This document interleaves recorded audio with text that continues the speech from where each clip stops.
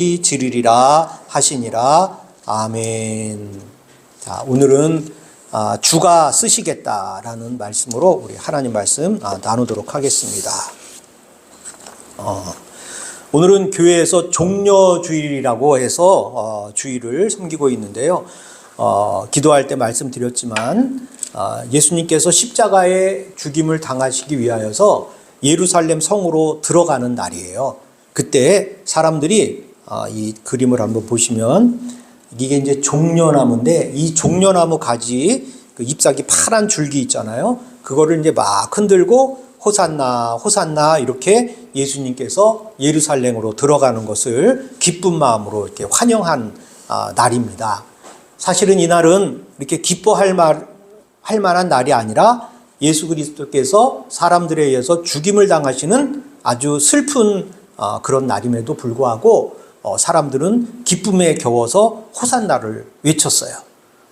슬픔, 예수님의 죽음 이면에 들어있는 죽음을 극복하고 부활하신 첫 열매로서 예수 그리스도의 삶이 기대되는 그러한 주간이에요. 그래서 어떤 분들은 이 종려주일로부터 시작되는 고난주간 일주일을 고난주간이라는 이름으로 사용하지 말고 우리 기쁨과 영광의 주간이다라고 우리가 섬겨야 되지 않겠냐라고 하시는 분들도 있습니다. 그런데 우리가 기억해야 될 것은 예수님께서 부활해서 우리에게 부활의 소망을 안겨주신 것도 맞지만, 영광스러운 것도 맞지만, 그 이면에 우리를 위해서 고통당하셨던 그 예수님을 기억하는 그러한 한 주간이 되었으면 좋겠어요. 기독교인들이 세상을 살며 슬퍼하며 살 필요는 없거든요. 기쁜 마음에 살아야 되지만, 그래도 1년에 한 주간 예수님께서 우리를 위해서 채찍을 맞으시고 피를 흘리시고 가시관을 씌우고 하는 고난을 받은 그 날을 우리가 지금 마음에 새겨서 좀 생활과 또 삶을 이렇게 좀 조신하게 근신하게 살아가는 그러한 시간으로 삼는 것이 우리에겐 좀 필요한 것이라고 생각을 합니다.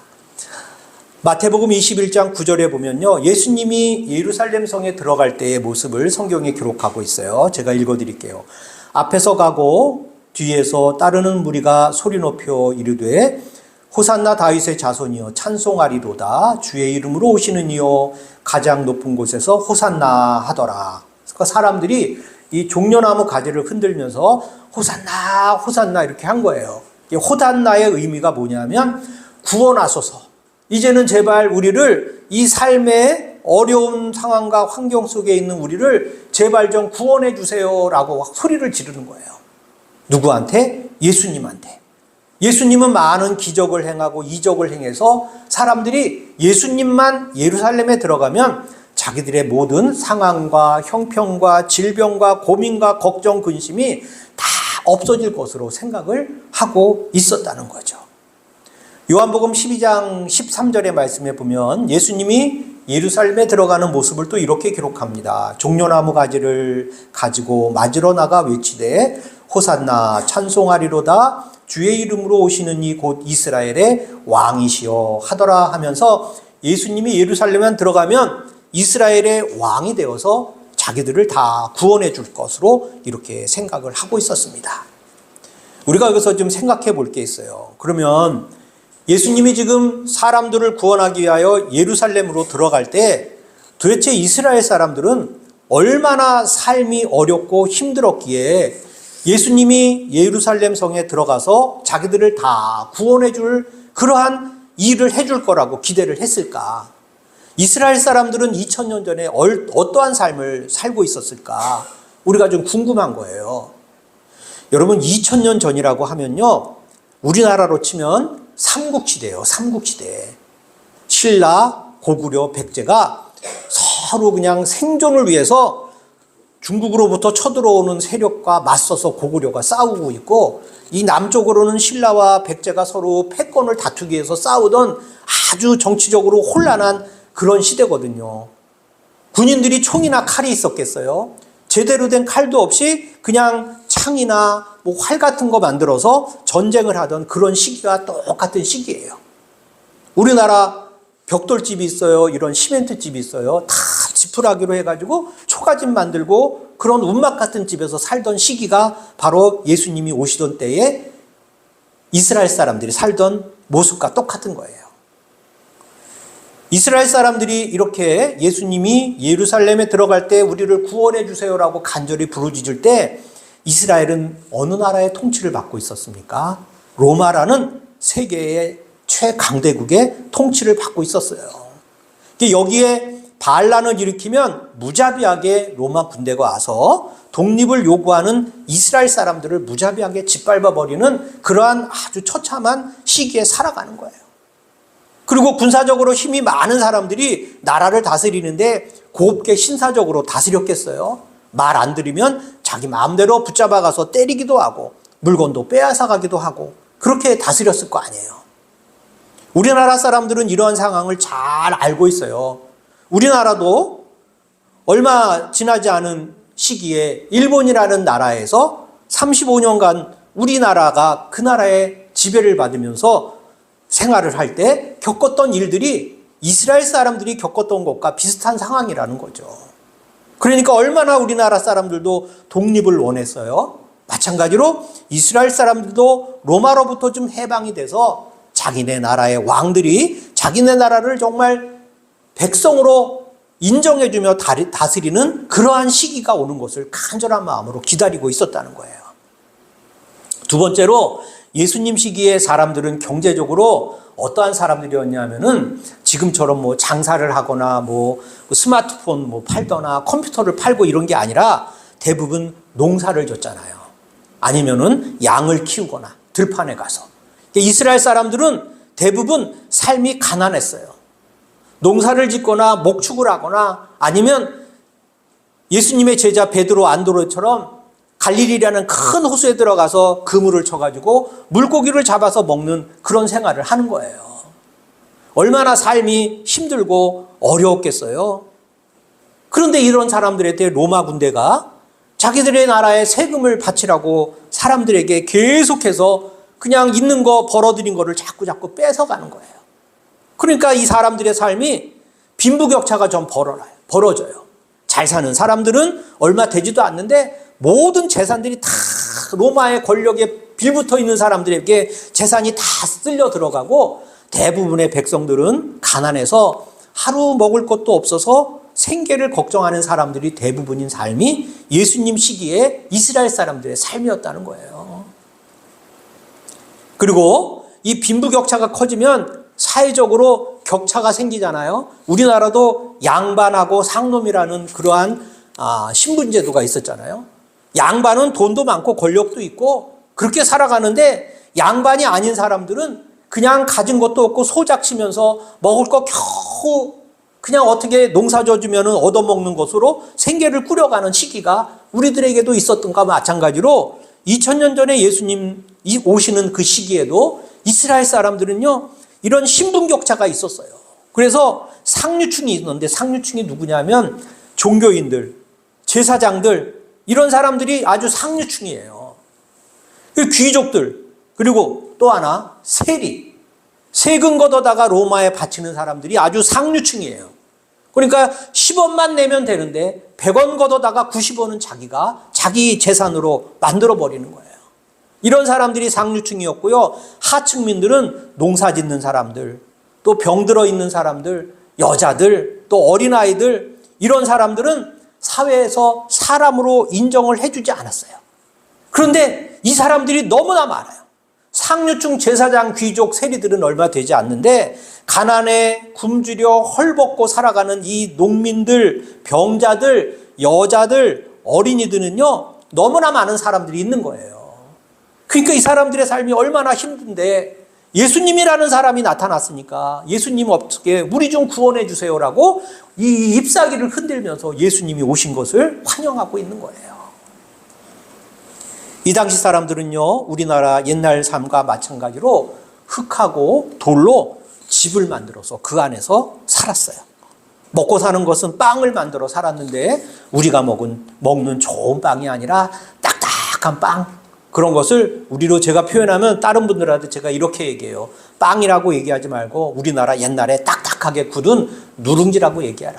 그만큼 딱딱한 빵을 만들어서 먹는 거예요. 대부분 글도 모르고 옷은 한 벌밖에 없었어요. 그 한 벌을 잘 때는 이불처럼 덮고 자고 낮에는 옷으로 입고 살아가는 그러한 삶을 살고 있었어요. 그러니까 얼마나 힘든 상황 속에서 예수님이 나타나서 가난한 자도 돕고 가난한 자가 하나님의 나라의 백성들이다. 천국이 너희 것이라고 얘기를 해주니까 이 수많은 가난 속에 살아가는 이스라엘 사람들이 예수님이 오실 때 이렇게 종려나무 가지를 흔들면서 우리를 구원해달라고 소리를 지르지 않을 수가 없었다는 거죠. 그래서 구약 성경의 스가랴서 9장 9절의 말씀에 보면은 이스라엘 백성들에게는 자기를 구원해 줄 사람이 나타날 것이라는 성경의 말씀이 기록된 이 스가랴 9장 9절의 말씀을 사람들이 많이 알고도 있었을 거라고 생각이 들어요. 9장 9절의 말씀에 보면 스가랴서 시온에 따라 크게 기뻐할지어다. 예루살렘에 따라 즐거이 부를지어다. 보라, 내 왕이 내게 임하시나니 그는 공의로우시며 구원을 베풀며 겸손하여서 나귀를 타시나니 나귀의 작은 것 곧 나귀 새끼니라 라는 성경의 말씀이 기록되어 있는 것을 이 사람들은 알고 있었다는 거예요. 그래서 그 사람들은 자기를 구원해 줄 왕, 구원자가 나타나는데 작은 나귀를 타고 오시는 그분이 바로 우리를 구원해 줄 왕이야 라는 성경의 기록을 마음에 담고 살아가고 있었다는 거예요. 여러분, 나귀 새끼를 타고 들어가신다는 의미를 우리는 잘 알고 있어요. 나귀가 우리나라도 조랑말과 같은 그러한 말이 있잖아요. 제주도에 가면은 옛날에는 그 조랑말 태워가지고 신혼여행을 제주도로 가는 시기에 거기 조랑말 태워가지고 사진 찍고 하는 그런 사진도 우리 이제 다른 분들 신혼여행 간 사진 보여주면 그런 사진 많이 있더라고요. 이 조랑말과 같은 것이 나귀예요, 나귀. 그 중에서도 새끼. 그러니까 힘이 있거나 뭐 권력을 가진 거나 부자이거나 하는 사람이 타는 것이 아니라는 거죠. 그러면 예수님께서 이 나귀를 타고 예루살렘을 향하여 들어가셨는데 그 들어갈 때에 예수님께서 제자들에게 시키신 일이 성경에 기록되어 있는데 오늘 우리가 읽은 성경 누가복음 19장 28절에서 31절까지의 말씀에 기록되어 있어요. 우리 한번 같이 31절까지 말씀 읽어보겠습니다. 시작. 예수께서 이 말씀을 하시고 예루살렘을 향하여 앞서서 가시더라.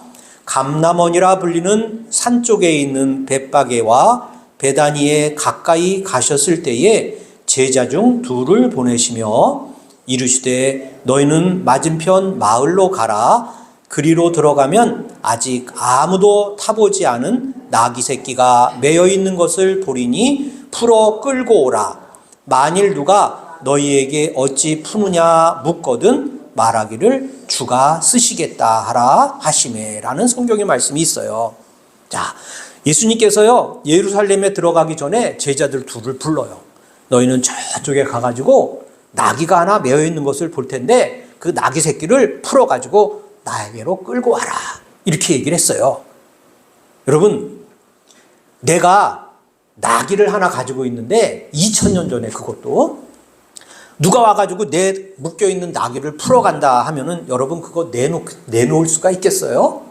지금으로 치면요 아주 우리가 일할 때 쓰는 봉고차 같은 거고 자가용 같은 차예요. 그게 딱 귀하게 이제 메어서 내 앞에 주차장에 딱 세워놨는데 어떤 사람이 와서 그것을 차를 타고 가요? 그러면 그거 곱게 내줄 사람 있겠어요? 난리를 치는 거죠. 아니 당신이 뭔데 이 내 차 이거를 갖고 가냐 하는 거와 마찬가지로 옛날에 나귀를 갖고 있다라고 하는 것은 나귀가 일을 하는 거잖아요. 우리나라는 소가 밭고랑을 갈듯이 이 나귀가 밭일로 했단 말이에요. 그러니까 가족의 생계를 책임져주는 나귀라는 거예요. 근데 이걸 누가 와서 풀어가니 그걸 보고 가져가세요 할 사람이 어디 있겠어요? 안 된다고 하는 거죠. 그래서 31절의 말씀 누가 너희에게 묻거든 어찌하여 푸느냐 나귀를 갖고 가느냐 이렇게 묻거든 주가 쓰시겠다 하라. 이렇게 말씀을 해줬다는 거예요. 그 제자들이 물었어요. 주인이 나귀 주인이 왜 풀어가냐 물었더니 나귀 새끼를 주께서 쓰시겠다. 그렇게 얘기했더니 주인이 그러면 얼른 나귀를 가져가십시오라고 대답을 해줬다는 거예요. 나귀는 아주 중요한 운송수단이에요. 나귀에다가 짐을 싣고 농사를 지을 때 사용한 것뿐만 아니라 추수라서 갖고 오면은 그 이삭을 탈곡기에 넣듯이 이렇게 맷돌 같은 것도 이렇게 갈면은 이 나귀가 그것을 끌고 돌아다니면서 이 나다를 갈아서 이걸 그 자기들이 먹을 수 있는 빵을 만들어 먹는 거예요. 나귀가 없으면은 아주 큰 노동력을 잃어버린 거와 마찬가지예요. 그러면 이 나귀를 갖고 있는 사람들은 아주 부자냐? 부자가 아니에요. 부자들은 말 갖고 있죠. 그 당시에 말이 얼마나 힘도 쓰고 얼마나 잘 일을 하는 그런 짐승이었겠어요. 그러니까 나귀가 하나 있는 것은 어떻게든 나귀를 좀 가져가지고 가정의 생계를 읽어가기 위해서 최선을 다하는 사람들, 그런 사람들이 가지고 있는 것이 나귀라는 거예요. 이분은 그렇다고 아주 가난한 사람도 아니에요. 가난한 사람은 나귀조차 가질 수 없는 거예요. 다 남의 땅 소작을 치면서 먹고 사는 세상인데 나귀를 갖고 있다는 것은 아주 부자는 아니지만 그렇다고 아주 가난한 사람은 아닌 사람이라는 거예요. 여러분 다시 한번 생각해 보세요. 우리 가정의 생계를 책임져 주고 있는 것이 무엇인가 있다고 생각해 보세요. 그러면 그것을 누가 가져가는데 그냥 가져가세요라고 우리 안 할 거잖아요. 그런데 도대체 이 나귀 주인은 무슨 마음을 가지고 이 나귀를 예수님께 내어주었을까? 한번 생각을 해보세요. 여러분 우리 생각에도 신앙생활하는 우리에게도 예수님께서 무엇인가 원하는 것이 있다라고 생각을 해서 우리 집에 찾아왔어요. 그러면 너희가 쓰고 있는 것을 내가 좀 필요하니까 이거 내가 가져가겠다 할 때 여러분은 그것을 내어줄 수 있는 마음이 있겠습니까? 없겠습니까? 여러분 이게 헌금하라고 드리는 말씀은 아니에요.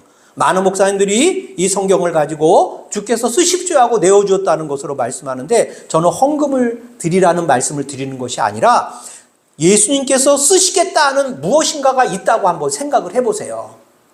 내가 유양순 권사님을 쓰겠다라고 말씀하실 때 주님 나를 쓰십시오 이렇게 주님을 위해서 내 몸을 내어줄 수 있겠습니까? 아니면 아들이 하나 있는데 아들을 내가 쓰겠다 할 때 내가 아들을 내어줄 수 있겠습니까? 하나밖에 없는 신발이 있는데 신발을 쓰시겠다고 할 때 신발을 내어드릴 수 있겠습니까? 라는 것을 한번 생각해 보세요. 우리는 쉽게 결정할 수 없는 일이에요. 그런데 이 나귀 주인은 무슨 마음을 가지고 이 나귀를 예수님의 제자들에게 기꺼이 내어주면서 주께서 쓰시겠다 하니 그것을 내어줄 수 있는 마음을 갖게 되었을까? 정말로 우리가 궁금하게 생각해 봐야 될 것이에요. 여러분 오늘 말씀을 우리가 들으면서 내가 처해 살아가고 있는 상황과 환경 속에서 예수님께서 필요하다고 말씀해 주시는 것이 있을 때에 내가 그것을 주를 위해서 내어주겠다고 결단할 수 있는 마음을 갖는 저와 여러분이 되시기를 주의 이름으로 축원합니다. 여러분 우리가 먼저 이 나귀 주인의 갖고 있는 마음을 한번 생각해 볼 때가 있는데 예수님께서는 이 나귀 주인이 살고 있는 이 벳바게 지역을 자주 돌아다니시면서 말씀을 증거했어요. 그래서 혹시 예수님께서 사람들에게 말씀을 전할 때 미리 내가 필요한 것이 있어서 나귀가 필요하다 주께 쓰시겠다 할 때 너희들이 그것을 내어줘야 돼 라고 예수님께서 설교의 말씀을 미리 해주었을 수도 있는 거예요. 이게 나귀 주인은 그 말씀을 듣고 마음에 간직하고 있다가 주께 쓰시겠다라는 말씀을 듣자마자 예수님께서부터 들은 그 말씀을 기억하여서 그것을 기꺼이 내어주을 수도 있었다는 것이죠. 그렇지 않고서는 아무 생각 없이 나귀를 내어줄 수 없는 거예요. 그러니까 우리는 그리스도 예수의 말씀 안에 머물면서 예수가 원하는 삶이 무엇이고 우리가 어떤 삶을 살기를 바라는가를 잘 기억하고 듣고 있다가 주께서 쓰시겠다 말씀을 하면 그 말씀대로 우리가 행하는 그런 삶을 살아가는 사람이 되어야 되는 거예요. 두 번째는요, 이 나귀 주인은요, 모든 것이 하나님 것이라는 생각을 갖고 있는 사람이었다는 것을 우리가 알 수 있는 거예요. 나귀의 소유는 분명 세상적으로는 내 것이에요. 우리 가족이에요. 우리 가족들이 밭을 농사 지을 때 써먹는 소중한 나귀입니다. 소유권이 내 것 같지만 사실은 우리 가족들 거예요. 내가 결정할 수 있는 것도 아니에요. 그런데 이 나귀 주인은 이 내 것, 우리 가족들 것, 우리 식구들 것, 이 나귀가 내 것이 아니라는 생각을 가지고 있는 사람이라는 것을 우리가 알아야 돼요. 그러니까 내가 가지고 있는 것, 세상을 살면서 내가 소유한 것들, 이것은 내 것이 아니라 하나님이 나에게 잠시 맡겨준 것이기 때문에 달라고 하면 돌려주어야 된다라는 마음을 우리가 갖고 있어야 된다는 거예요. 그때 예수님이 사역을 이루기 위하여 나귀가 필요하다 말씀해 하실 때 그것을 우리가 내어줄 수 있는 마음을 갖고 있는 거예요. 가질 수 있는 거예요. 여러분, 내가 죽어도 내놓을 수 없는 것이 무엇이 있는가라고 한번 생각을 한번 해보시면 어떤 것이 있을까요? 내가 정말 죽을지언정 이것만은 지켜야 된다고 내가 소중하게 생각하는 것들이 여러분의 삶에서는 어떤 게 있습니까? 하나님의 것을 내가 잠시 보관하고 있는 것이라고 생각하시고 하나님이 쓰기를 원하신다면 어떠한 것이든 내어놓을 수 있고 하나님 앞에 던져줄 수 있는 그러한 신앙의 결단을 우리가 해야 된다는 거죠. 그리고 세 번째, 우리 나귀 주인의 마음을 우리가 헤아려 알 수 있는 것은 하나님의 거대한 계획에 동참하는 것에 기쁨을 가지고 있었다는 거예요. 여러분, 그 당시에 나귀를 가지고 있는 사람이 오늘 성경에 기록된 이 사람만 나귀를 가지고 있었겠어요? 여러분들이 나귀를 가지고 있었다는 거예요. 그런데 예수님께서는 제자 둘을 보내서 성경에는 누구라고 기록되어 있지 않지만 어느 특정된 한 사람의 나귀만을 가지고 왔다는 거예요. 그런데 그것을 내어드리면서 이 사람은 기뻤어요. 기꺼이 그것을 내어줄 수 있는 그러한 마음을 가지고 주의 일에 동참하는 것에 기쁨을 가지고 있었다는 것을 우리가 알 수 있습니다. 사랑하는 성도 여러분, 우리의 삶의 나귀는 무엇일까요? 우리 가족을 책임져주는 여러 가지 상황과 형편과 그러한 조건들은 무엇이 있는가요? 하나님께서는요, 내가 필요하다, 내가 쓰겠다라고 얘기하는 것이 그 중에 여러 개가 내가 소중한 게 있는데 꼭 내가 죽기까지 이거 내어놓을 수 없는 것을 내어달라고 할 때가 가끔씩은 있어요. 왜 하필 하나님 이겁니까? 라고 우리 하나님 앞에 얘기할 때가 있잖아요. 다른 거 많은데 이거 빼고는 내가 드릴 수 있는데 왜 하필 이거를 달라고 하십니까? 라고 우리가 하나님 앞에 기도로서 부르짖을 때가 있잖아요. 그런데 그것조차도 사실은 내게 아니에요. 하나님 거예요. 주인이 달라면 보관하고 있는 사람은 내어주면 되는 것이지. 그것을 가지고 내 거라고 이렇게 우기면은 말이 안 되는 거예요. 신앙생활 할 때. 오늘요, 지지난주에 우리 이현석 권사님께서 차를 하나 바꾸신다고 얘기를 했어요. 아드님이 아버지한테 차 하나를 보내줬대요. 그런데 사서 주는 게 아니고 요새는요, 차도 내가 사서 쓰는 게 아니고 빌려서 얼마 내면서 사용하다가 때가 되면 돌려주는 그런 것으로 차를 많이 사요. 그 차를 하나 아드님이 구해서 아버지 타고 다니라고 그 차를 줬대요. 근데 그 차도요, 계약 기간이 있어요. 3년이나 4년을 타잖아요. 그러면 다시 차를 빌려왔으니까 그 차를 다시 돌려줘야 돼요. 돌려주는 대신에 조건이 있어요. 그 차를 3년 뒤에 내가 사든지 아니면 원래 차 주인한테 돌려주든지 그 선택이 나에게 있는 거거든요. 근데 기독교인의 삶이 바로 이거예요. 지금 우리는 하나님의 것을 빌려서 살고 있잖아요. 다 하나님 것인데 내가 빌려서 살고 있는데 우리 것이 될 때가 있어요. 우리가 하나님의 나라에 들어갈 때 하나님께서 우리에게 무엇을 주세요?